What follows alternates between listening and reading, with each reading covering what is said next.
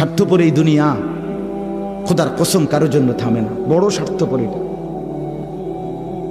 আগের গাড়ির 3 জন প্যাসেঞ্জারও যদি রক্তে ভাইসা যায়, মইরাও যায়, পিছনে জ্যাম বাজলে এরা শুনতেছে যে সামনের গাড়ি অ্যাক্সিডেন্ট করে 2 জন লোক মরে গেছে, এরা এরপরও চিল্লায় যে পুলিশ কই, রাস্তা ক্লিয়ার করে নাকা, মূল্যে মরছে না মূল্যটি সরাও।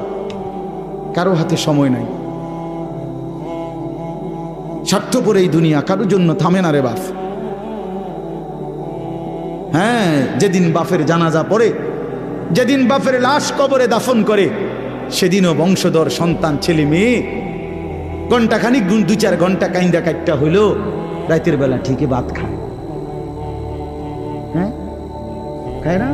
পাশের ঘর থেকে খানা আনে, আবার ওরা ঠিকই খায়। স্বার্থপর দুনিয়া যে,